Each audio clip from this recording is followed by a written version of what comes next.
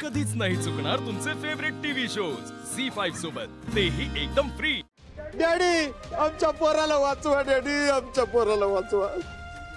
Daddy आमच्या पोरांना सकाळपासून काय झाले काय कळलंच नाही हो।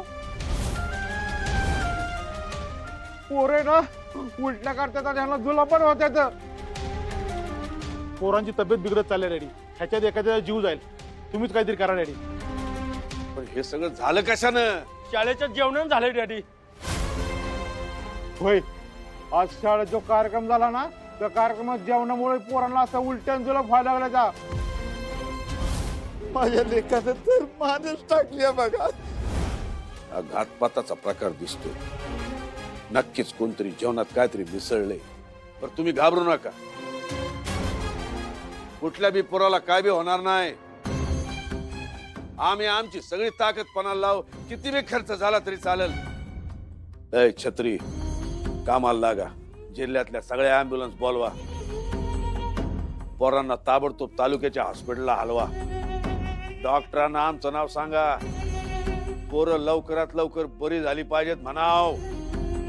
हा जो कोणी घातपात करणार आहे त्याला आम्ही सोडणार नाही। शाळेत जेवण पोचवणारा कोण होता? सूर्या। सूर्या।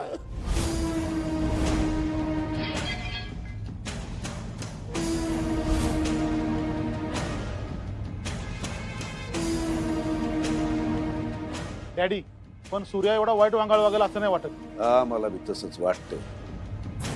सूर्या आमचा जावई असला तरी तुम्हाला माहिती, आम्ही न्याय करताना कधीच नातं आडवं येऊ दिलेलं नाही। त्या लहान लहान पोरांची तडफड आमच्याच्याने बघवत नाही। त्यांच्या परिस्थितीला जो कोणी जबाबदार असेल त्याला शिक्षा ही झालीच पाहिजे। मग तो आमचा जावई असो नाहीतर आमचा पोरगा असो, जो दोषी आहे त्याला माफी नाही। चिरंजीव, आत्ताच्या आत्ता पोलीस स्टेशन मध्ये जावा, त्यांना सांगा आजच्या आज कारवाई झाली पाहिजे, आमचा आदेश आहे म्हणाव। होय डॅडी। ॲम्ब्युलन्स बोलवल्या। हा, जावा जावा, सगळे पाराजवळ थांबा, पोरं लवकर ऍडमिट झाली पाहिजे। जावा जावा लवकर।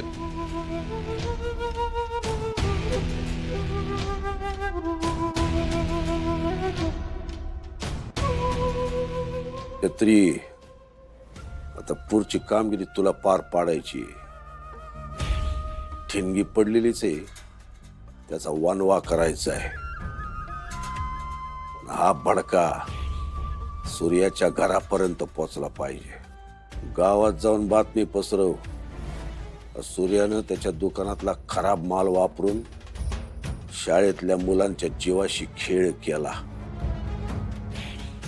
एकदा का गावातली माणसं त्याच्या विरोधात पेटली की पुढचा खेळ आपण करू।